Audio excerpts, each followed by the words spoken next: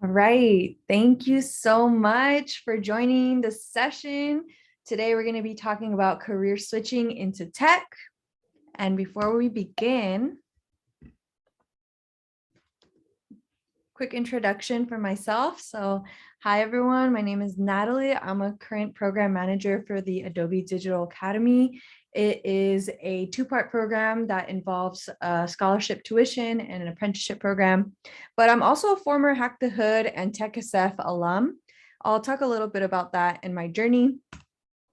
To cover a brief agenda of our talk, we're going to start with an introduction and just covering what our goals are for the session. We'll follow that by quick story time and then really just draw connections between the conversation that we're going to be having. Lastly, thinking about what the pathways for a career switch into tech are and actually creating a plan for yourself.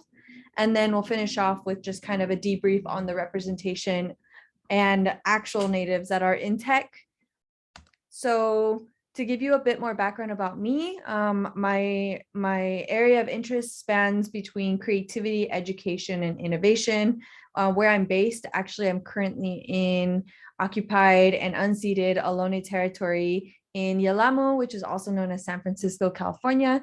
And we'll talk a little bit about that in a minute here.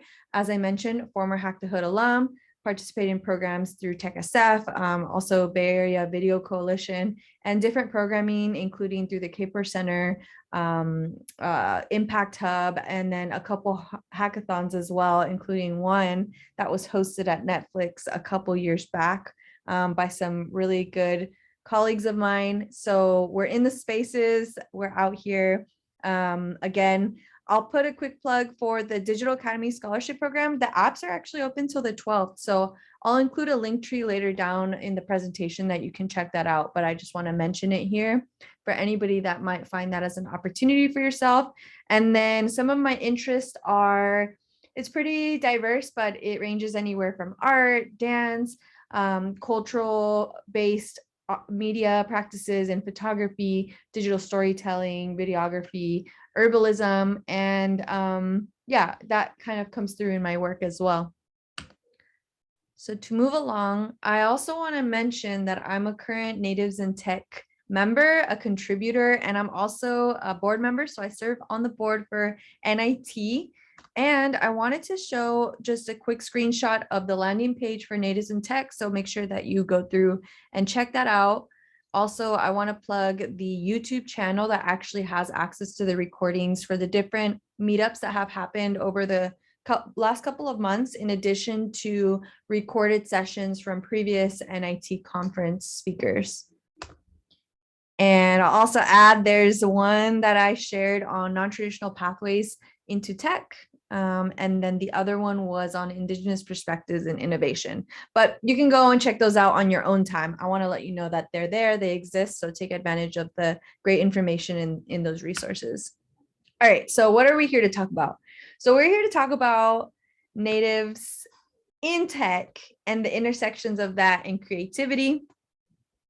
And so I wanted to start off with a full circle moment. I was scrolling through my social media feeds and I actually saw one of my friends here, Randy, who was featured through Adobe Max in one of the highlights. And they were doing kind of an art walk through Navajo Nation. They featured other places in the world, other countries. And I just thought it was like a really great moment to see somebody that I know, somebody that's in the community being highlighted by such a big, digital media company.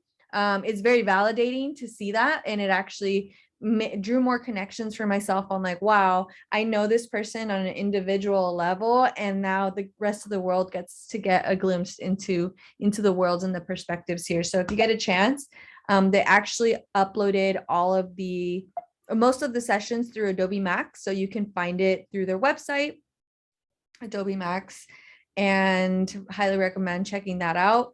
Also, with the skills that I've been able to acquire over time, this is actually a mock-up website of a friend, artist, creative musician, Dio, that just really thinking about, I never thought that learning to make websites through Hack the Hood would allow me to make connections with community and creators in the space.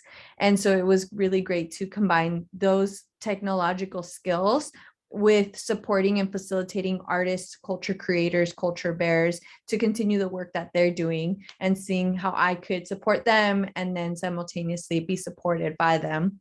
So I just wanted to mention that, in addition to our other friend here, who's also a musician, and we worked in different capacities, but just like really wanting to highlight that there's so many creatives out here doing amazing work, and that having access to these digital skill sets is essential for the continuation of the projects at hand. And I wanted to plug this video here that I worked on with my friend Chotima, and it was through Adobe Premiere, which we actually did the final edits for. So these are different ways in which we're actually using the technologies to give visibility and voice to the project's ideas, the words of wisdom that we want to share with the world, and the little bits of ourselves.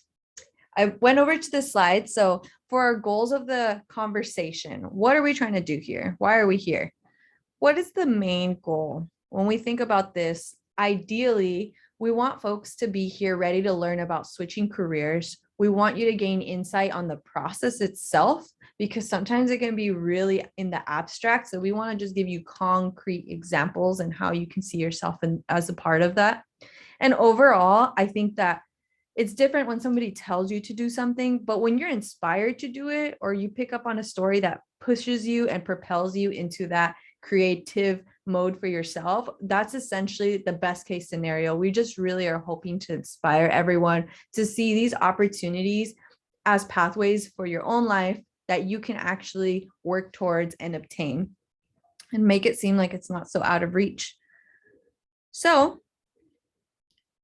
this is our goal. So how will we achieve this? Well, we'll do this by sharing new information. We want to give a broad perspective of what tech is, because there's a lot of stereotypes about tech in general, especially for a Native and Indigenous community. And we want individuals to get exposure to people in the field, what they're contributing, and again, inspiration. That's like our main goal here. And building connections with community, and overall developing a strategy. These are the ways that we're going to achieve this. Again, want you to know what options you have. Also learn about other natives in tech, and consider this as an opportunity for yourself. So when we think about, we did the goals, how we'll do it, but why? I think the why is the most important thing. If you've heard about these pathways into tech, a lot of the applications actually for scholarships, this is actually one of the big questions for your apps is, why do you want to do the career switch? What is your why? And so if we think about it, at a glance, we know that it's less than 5% of the Native, Indigenous identified folks that are actually in technology right now. So what does that mean? Well, if we're looking at in the context of North America, because that's where I'm located, but in the context of North America, if it's less than 5% of individuals that are in these spaces, that means that as technology advances, that number may most likely only get smaller. And so this is a very critical point where, as the gap widens, we have to see those as interjecting opportunities to further our own skill sets, and see ourselves as seeing viable opportunities for us to advance also. And well, right off the bat, people will say, I can't go into tech because of XYZ. So I want to ask, what are the most common fears that people have about switching careers? They hear tech and they think coding or software programming or software engineering. And so some of the myths here are, oh, do I need to be good at math? Not necessarily. There's a lot of roles within technology that are working on the products themselves, and a lot of them that are tech adjacent, that are working in different areas. Well, what if I need a CS degree or a college degree? There's a big rise in non-traditional pathways, apprenticeship programs, internships, and scholarships to get into these spaces. They're being created because folks are realizing that in order to supply the demand, we will have, and also to diversify the individuals working on these products, we're going to have to broaden the applicant pool, and there are actual real benefits to doing so. Another one is, well, if I choose this path, is it going to be too hard? In reality, I think that especially nowadays with having so many free resources online, this is totally feasible. And if you find the right networks and areas for the support, it's totally doable. So I want to ask everybody on this conversation call right now, like, what's holding you back? What are the things that come to mind when you're thinking and considering this for yourself? All right. As you're thinking about that, I'm gonna pause and we'll go into a little bit of story time because I want to kind of do a big picture overview and then we'll continue the conversation. So to give you, I mentioned that I'm based in San Francisco Bay Area. So actually, my grandparents migrated here in what was called the Bracero movement. And they situated in the Mission District in San Francisco. My grandparents come from the states Durango, Mexico, as well as Michoacan and Jalisco. And I would say that in my upbringing, I was very close to my grandparents, and our family traditional values were always like family is first. And you get to know and are aware of the different ways that community builds within your own family structure. And then I think that I always want to kind of like acknowledge that because it has allowed for me to really see that as central, and then the way that I build relationship with others as well.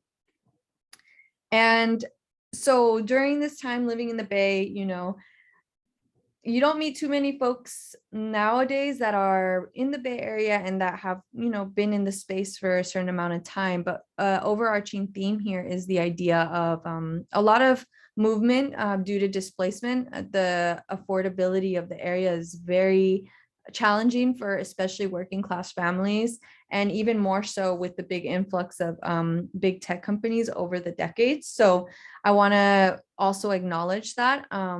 And this also meant that I was working in server jobs at restaurants so that I could pay my bills and, make a living. But I came to a conclusion that when I would go in for the shifts, sometimes I would be serving for some of the CEOs of these startup companies. I think one time the CEO of Pinterest came into one of the restaurants I worked at.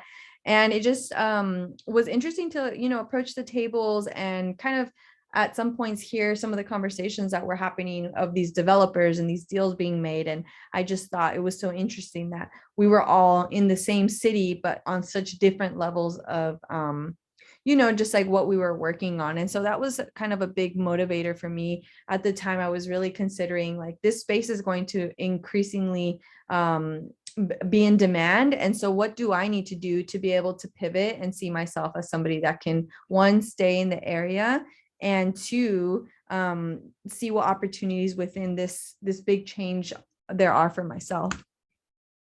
And with that, I saw a lot of the, high rises being built, the cranes in the sky, and an increasing disparity of lack of access and resources for folks.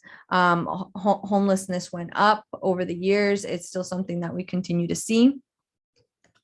And so at that time, I actually came across a listing for a boot camp through Hack the Hood, as I mentioned earlier. So I decided to apply for it, and I got to learn a lot about the introductory information about what technology is, what startup cultures were. They discussed the different tech companies, the different avenues that you could go through. You didn't have to go work for a company. You could take the entrepreneurial pathway. You could be a digital marketer. You could go into design. Whatever interests you had, they were able to kind of match you with the right mentors or the right information to at least for you to know that that was a space that you could thrive in.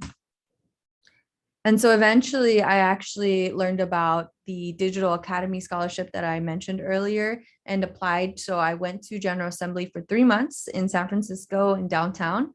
That was a really big learning experience for me, and it wasn't easy. In fact, there were many times where I didn't know if I was actually in the right space, but with the proper support, I was able to push through. And after that, I interned at Adobe, and we'll get to that in a second. But I want to posit that throughout this whole process, at this time, I was also really leaning in heavily into understanding who I was, who I came from, who were the people before me, and really understanding this in the larger context of what did the perspectives that I come into tech with, what did it have to do with us moving into the future and thinking ahead of time? So I want to recognize that as a visitor, I connected really deeply with the history of the space that I was in, specifically in the San Francisco mission, being an extension of kind of that upward movement of colonization that happened, and very similar to the homelands where I came from. So recognizing the Ohlone relatives of this land and just the commonalities. In fact, this photograph here at the bottom is at one of the missions. I think is Mission Carmel. And I remember going there as a elementary school student and just kind of picking up onto the strange and kind of uncomfortable situation. But I put this photo here because I want to have it as a reminder that through all that destruction, through that theft and erasure, that we still are here and we're here to do really big things. So I wanted to share that. And it got me thinking about, if we're thinking about the last 20 years, the last 30 years, and how tech has advanced, what lies ahead for us? I think that we're at an influx point where it can go one way and we can go all the way that way, or we can combine it with a little bit of who we are and our perspectives and backgrounds. Okay, so as I mentioned, I got that scholarship for Adobe, right? And then I interned over the summer. And that was a big game changer for me because I was actually able to be in a space that I would probably never have had access to otherwise. And it was all about the connection of being a part of a cohort and knowing other professionals that had gone through a non-traditional pathway. So now I was part of this this community that actually led me to be in a space with all this digital creativity, individuals working on really cool cutting edge media projects, and overall thinking that these things were so outside of myself and my own experience, but yet I was like actually in the buildings, walking around. Now, the only thing that I felt was missing was seeing other people like me. Which leads me to the next point. Seeing other natives in tech creates a huge sense of belonging. I say this because there are many things that will be challenging on a technical capacity, and the other half of that coin is actually feeling like you're being included or there's space being made for you in these environments. But I want to say as a tip, we can't go into spaces, especially not these kind of spaces, and expect for us to be able to sit at a table when the table is not even built. So something that I'm really stressing for individuals is knowing that we go and we make the space in the spaces that we enter, and we cannot expect them to exist already. That's part of the work that we bring into it. And with that, I want to just mention that through one of my dreams was to see if we could create an Indigenous community at Adobe, what would it look like? So we actually submitted a proposal for this a couple months back. And this week, in fact, on Monday, we launched the official Adobe Indigenous Employee Network. So I want to give you this example of the dream work that takes some time before to really implement, but with the right dedication and calling the right team members in, like we can do really big things. I'm not showing you the logos here because they're a surprise, but this is a process that we're going through for the brand logo design. So we get to incorporate a little bit of ourselves, and essentially the one that will be chosen will be alongside the other Adobe employee networks. Okay, so I want to transition to our third topic here on making connections. So thinking about science and the role of science over time in history, but seeing science as something that's super fundamental to Indigenous worldviews and community. Why do I say that? I have said it before, I'll say it again. Indigenous innovation is sometimes seen as something that is future forward, but in fact, our innovation has been there, and we've played a significant role in mathematics and physics, technology, art, food culture, textiles. We've innovated, we've bioengineered different types of fruits and plants. Like that on its own is just like a major just something to be very cognizant of and always lean back on and remember. I think that sometimes we forget it's not by design, it's not by accident, it's definitely by design. And so My one of my really good colleague friends would always tell me, Natalie, we are descendants of greatness, and I think it's true. And so I'm sharing the slide here. It's from one of the Maya codices, and as you can see, there's a numeric code, there's programming happening within these texts, right? And we may not know the extent of them, but they're elaborate methods of communication that the people at that time were hoping we'd be able to come across in the future. And so I want to introduce this idea of calendars and time counting. And so in Mesoamerica, the Tonalpoali were these essential time counts that were being annotated and part of these sacred texts and that the knowledge keepers in the Americas were holding. But as you know, with contact and the conquest, they were also stolen and taken back to Europe, the ones that weren't burned. And there they were used to develop the basis for what we know now as the Gregorian calendar. So what's the relationship between indigenous people and innovation? Well, if you remember, you've probably heard this before, but it is true. The Maya people introduced zero to the equation, and without zero, we don't get binary, which is a core concept in computing, binary code. And so seeing zero as the balance between positive and negative integers, and it's something that indigenous people introduced to this idea and this thought. That's huge. And also seeing it modeled in the architectural accomplishments, through astronomy, through the understanding of time, space, the seasons changing, the harvest. That I think is like a really big, those were some of the original OG engineers. And so here I wanted to share these slides that, this was really dense and super important knowledge. And we only have been able to recover a portion that in fact actually aren't even in the American continents. They're in Europe in the libraries. Some of the pieces ended up in museums. Some of them ended up with private collectors. I know that some are in the Vatican, a couple other in Russia, Austria, Germany. And we asked, like, what are they doing over there? What would it be like if those texts would have never gone? What kind of advancements would we have been able to accomplish with them? And I wanted to just share a couple more images here on this idea of a time count. And so we see here the iconic Mexican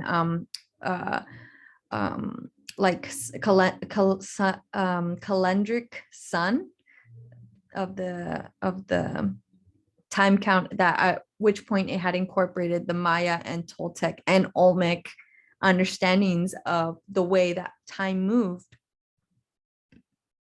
So we kind of went off there, but it's important because we want to know, how do we find a sense of belonging? And we saw that having the community spaces and the cultural spaces are essential for our goals here.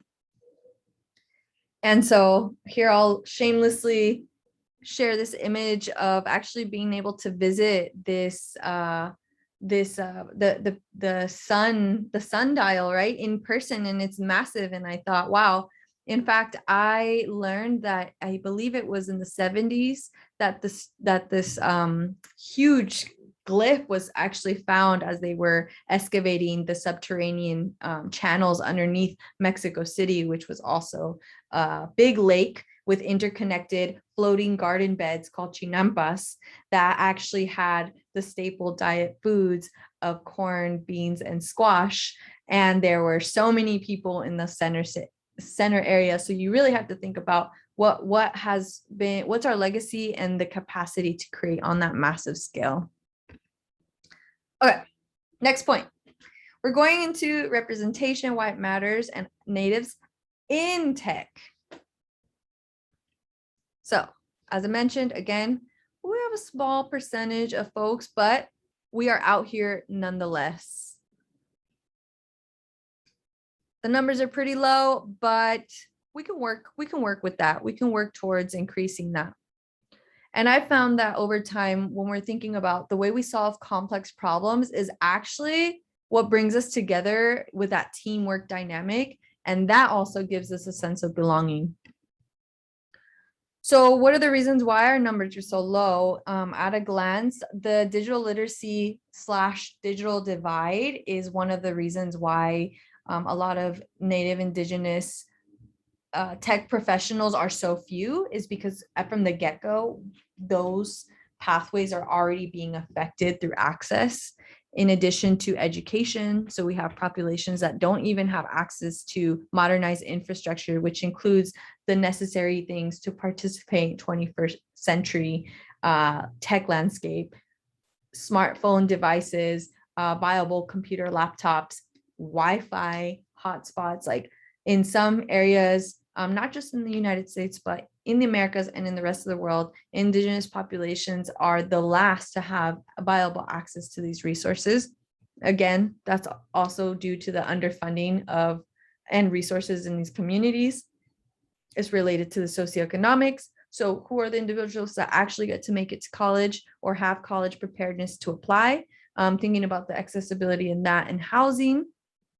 Also, where are the Native leaders in these tech spaces? I want to meet them, because if we are able to know about those individuals, those are huge growth points for ourselves, and we can also simultaneously support them in their efforts. And another interesting point that a colleague here mentioned was that there's a lack of companies that are also investing in Native technologists, and that recruitment is pretty low for Natives, especially at tribal tech colleges.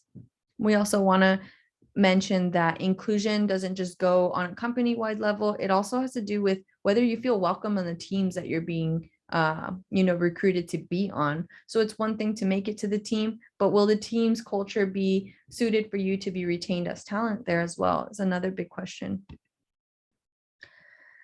I've heard this a lot too. Being somebody who, well, we're called considered digital natives as a generation, because we've kind of been in the space where we've had access to the technology for so long, actually for a while now. So some of the fears include having a capitalist approach to tech, is that it's very like, what are our numbers? What's the triple bottom line here? The other thing is that the fear that tech has been used as a way to continue mass overconsumption. And this ties into the degradation of Earth and finite resources. So I want to position the fact that a lot of technology has come out from this idea of Silicon Valley, and Silicon Valley being built also with inherent colonial and capitalist perspectives. So what does it look like to create tech that is indigenous centered, right? If we think about the incentives, we really have the opportunity to revitalize our communities by providing access to resources. And this is the big point here, is that we're able to leverage tech to meet the needs that we have and then help others. So this falls into cultural survivance. Where we have the ability to use the platforms to create good. Some examples of this can be language revitalization, increase to capital, increase to economic resources. Big point here. If we don't do this, those roles go to other people who are not as invested in our communities' ability to thrive and survive. So if we do this, we can funnel that information, the knowledge, the resources, and create pathways for the future generations as the gap widens, so that they don't have to struggle as hard. So what are the benefits of tech being indigenous led?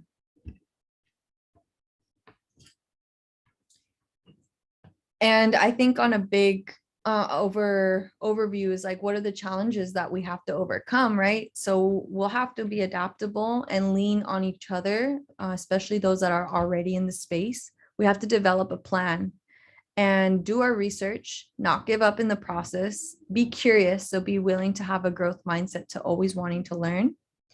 Also recognizing that these challenges are, a lot of the time, they're very based in our psyche, so they're mental, and this idea of imposter syndrome comes into play. So knowing what are some good tactics to work with that.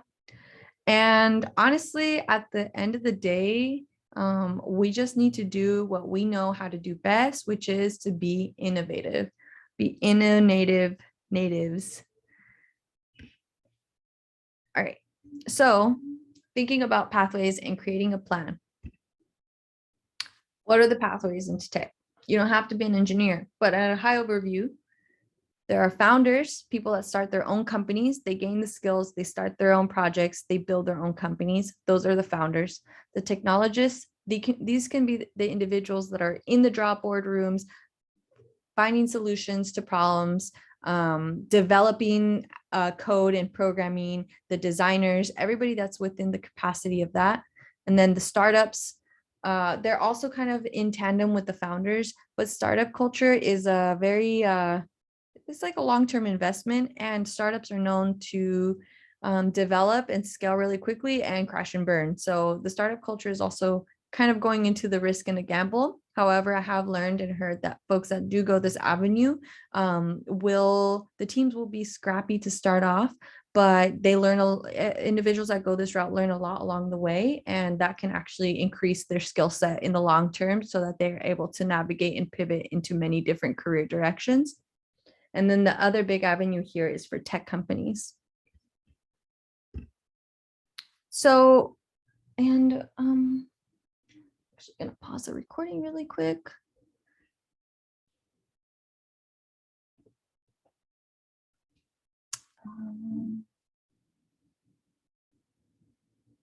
One second.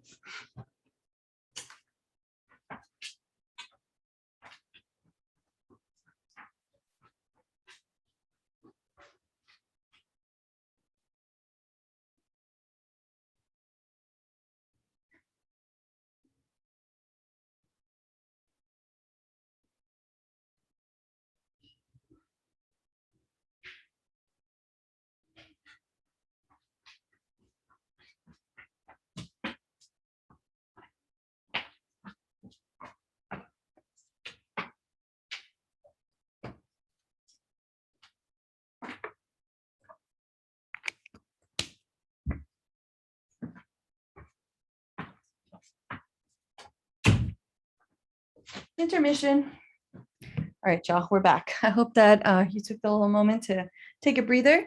So to finish off our presentation here, when we're thinking about representation, I mentioned tech companies, but I also want to do a plug for Native owned and led companies and organizations. So we have Anamiki, the based in Canada, digital agency, Indigenous led. Tehupi Media, a media org based out of New Zealand. Ingenuity, we've got, creative, a digital artist in animation based here out of Turtle Island. So maybe you haven't heard of these folks, but go ahead and take a note so that you can check out the amazing work that they're doing.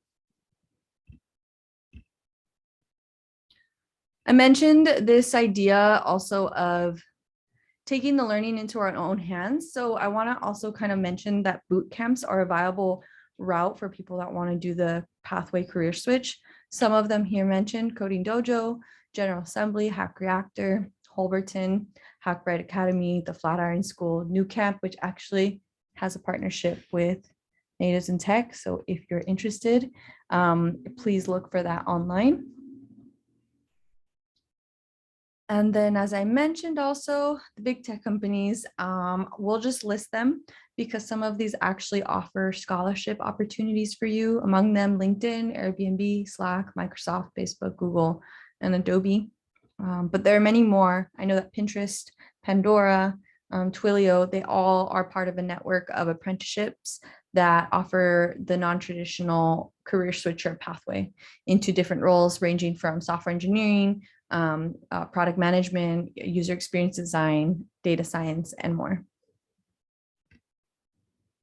Also, I'll say really quickly, LinkedIn's an amazing resource. If you get the chance, I would highly recommend putting some alerts for code words like career switch, scholarship, apprenticeship, tech internship, coding bootcamp, non-traditional pathways, so that you can be alerted when those opportunities are there for you.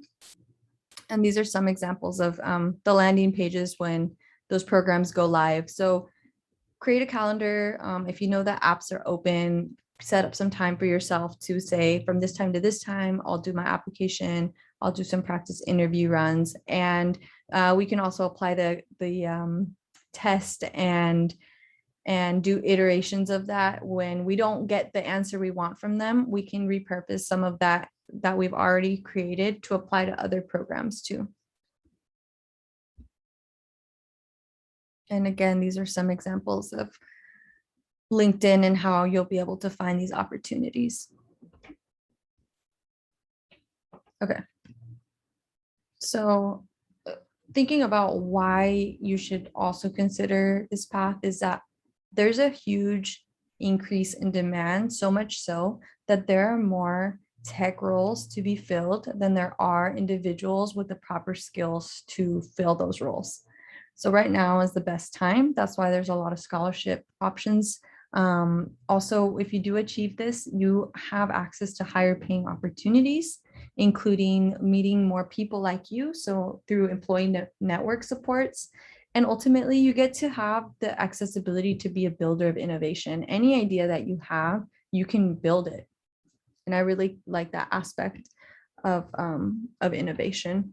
So something to be mindful, we want to also be realistic of like, what are the expectations going through these pathways? Well, you'll want to have a support system. So whether that's having like your home situation on lock, connecting with the right people that have done a similar program, or finding like the right way to make sure that you're really ready for this is essential. Understanding that this is a time commitment. At the end of the day, this is you seeking a new opportunity, something you've never done before, and that there's going to be a learning curve with that. So understanding the time commitment of that, the ability to enable yourself to have a growth mindset. So not working from a limitation or deficit model, but rather, oh, I don't know something and I can grow into the space where I may not know it, but I'm willing to learn it. And what does it take for me to get there? And recognizing that the funnest part to all of this is that there's no one way to go into this space. There are multiple pathways into technology, and to be able to gain these skills. Also, you're not going to want to do this because sometimes it can be a little bit vulnerable to say, hey, I don't know what this is. I'm reaching some roadblocks here. Ask for help. Asking for help is probably the best thing you can do. And it's the hardest thing to do. But guarantee there will be people there to back you up and, even support you and motivate you to know that you can do it. And I'll pose here that the industry not only needs Indigenous perspectives, we also need to connect the opportunities and how we can create change within our communities, and build the solutions, build those ideas. All right, we're coming close to the end of our presentation here. So what are the next steps? I want you to think about identifying programs that you'd like to apply for. The other thing is thinking of local tech initiatives or nonprofits that you can be a part of or learn about programming they may offer, so that they can be a referral if you do choose to apply to these lot bigger opportunities. The other thing is following up. So follow up with the contacts that you already know, or reach out to somebody new that you think could be a great resource for you to get into the space. Research is big. So when are the info session dates? What are the apps asking for? Is there a website I can reference?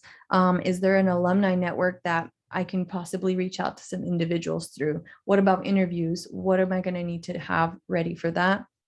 The other big part is actually completing the applications.